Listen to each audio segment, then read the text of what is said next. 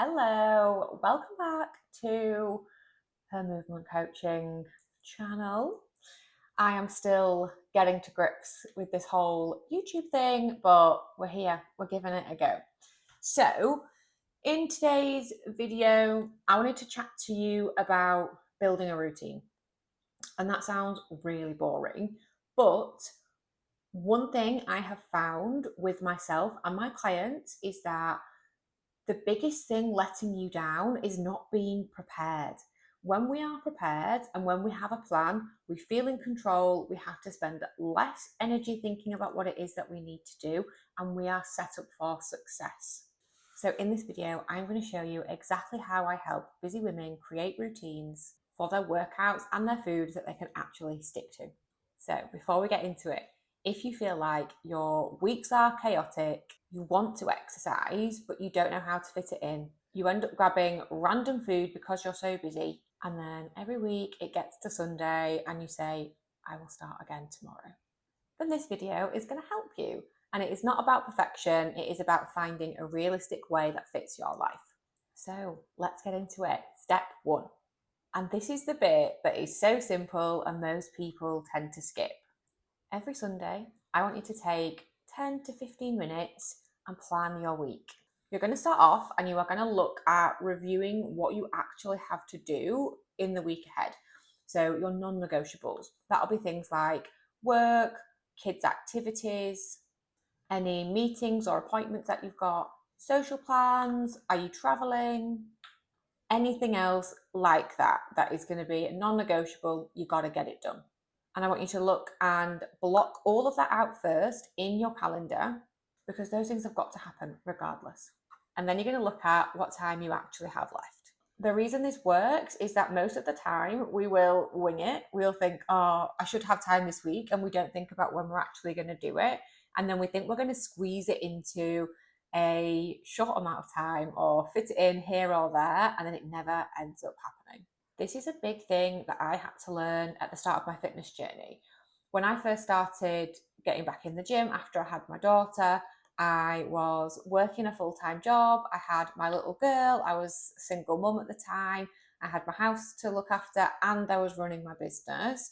So when I didn't plan, I used to think that I was going to fit in a workout, and then when it didn't work, when I couldn't fit it in, when it was just not realistic, I used to beat myself up and think that I was failing.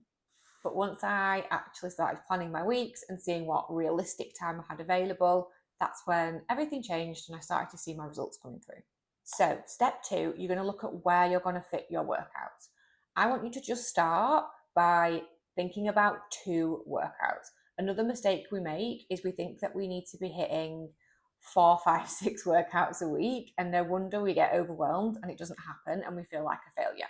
I want you to start with a realistic amount that is going to be achievable. So I generally say 2 workouts. That is something that you should be able to do and will get you starting to get momentum in your fitness journey. So if you are going to be doing your workouts from home, I want you to find 2 20-minute slots that you could fit those workouts into. Or if you're going to go to the gym, I want you to look for 2 40-minute slots. If you want to do a combo, then find that, a 120-minute and 140-minute within your week. And the big thing here, I want you to be really realistic. You need to look at times that are going to be the easiest for you to fit it in with the least amount of resistance. For example, you don't want to be trying to cram a 20-minute home workout in 20 minutes before you're supposed to be leaving for the school run. The issue is here, we've left it that late that if anything overruns in the day, it's very likely that you're not going to get that done. Or another great example is you don't want to plan to be doing a 6 a.m. Sunday workout when you know that you've got social plans, you're going to be up late, maybe drinking on the Saturday. You are setting yourself up to fail. And another good question to ask yourself is, when in my week do I usually have the most energy and least chaos? That is where your workouts will go. Step 3 is planning your food around your week. Planning your food is a huge part of staying consistent. It is really easy to have good intentions with your food, with the types of choices that you want to make. But if you aren't specific and plan what it is that you're going to eat and when you're having it, It is so easy for things to fall off track, especially if you have a busy lifestyle. So, again, I want you to look at your week and I want you to ask yourself these 3 questions. Who am I cooking for? Where will I be during the day? And what meals do I actually need? For example, if you are cooking for your family in the evening, plan what those meals are going to be. If you need lunches and you go out to work, think of meals that you can batch cook and easily take with you. And if you know that you are going to be at kids' activities after school, make sure you plan some snacks. Because on that one, this is a big one where we fall off. You just end up starving and unprepared. And when that happens, of course, the coffee and the cake at the swimming pool cafe sounds like the best option whilst the kids are swimming. With your food, preparation genuinely changes everything. And then step 3 is food, and almost like part B is when are you actually going to prep that food? So, again, like we did with the workout, I want you to think and look at your calendar. When is the most realistic time that I'll be able to prepare this food? It could be that you have an hour on a Sunday and you're going to prep your lunches for the week ahead. Depending on your schedule, you might have a quiet evening midweek that works really well. Or it could be as simple as making extra portions when you are making dinner to take for lunch the next day. There is no perfect way to do this. It is mainly about what works for you and for your schedule. The key is just being intentional about it. When you have these things under control, you aren't just physically prepared in the sense that the food is there and ready to take.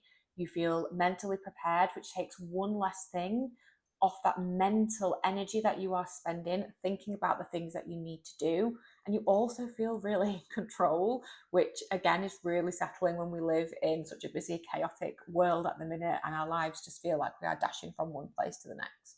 So once you have all of that planned out, I want you to treat this as seriously as you would any other appointment.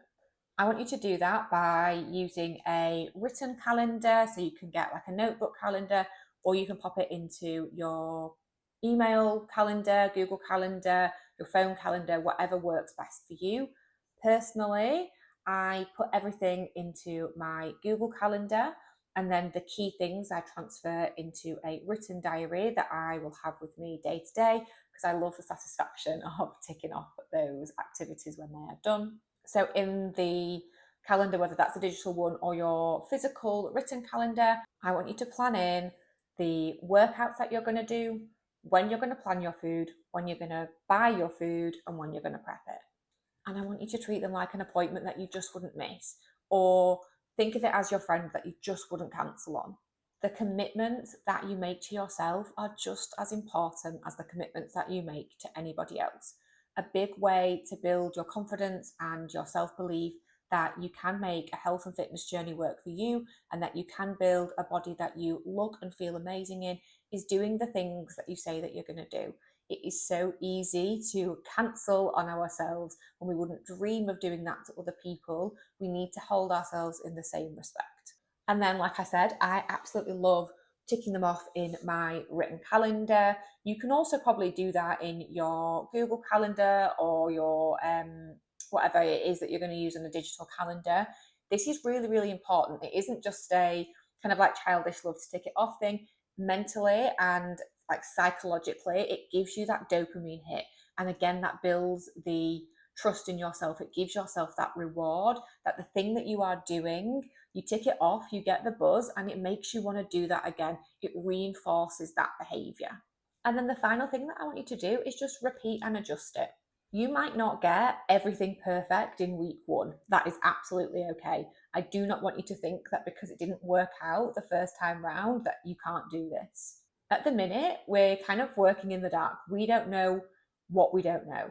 We know the basics, we have the skeleton, but we have to look at what is going to work for us. And that just comes through repetition, that comes through doing the do.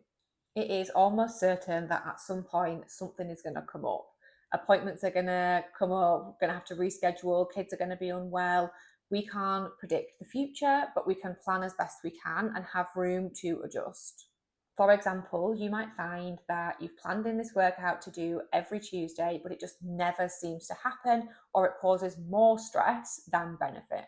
But then when you do your Friday workout, they always go really, really well. In that example, you're going to ditch the Tuesday workout, you're going to keep the Friday, and you're going to find somewhere else to test out that second workout.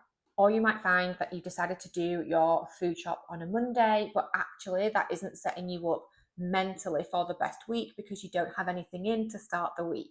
It would be better potentially to do that on a Sunday. All you got to do is keep going, adjust it, tweak it, and eventually you will find a rhythm that works best for you. So that is how I create a routine for myself and also support my clients to build routines that actually work for busy women. We do it by building a routine that supports you rather than relying on motivation. Fitness and nutrition shouldn't feel like an extra to-do list. It shouldn't feel like an extra stress. They should be something that we can fit easily into your life. So I hope you found this video helpful. If you did, I would absolutely love and appreciate you for subscribing to my channel. I'm going to be sharing loads more videos like this. And if you want more support like this day to day, head over to my Instagram page. It is at Her Movement Coaching. I will tag it in the comments. And if you want a more personalised approach, you can apply for my one-to-one programme. Just hit the link below. Once again, thank you so much for joining me. I look forward to seeing you in the next video.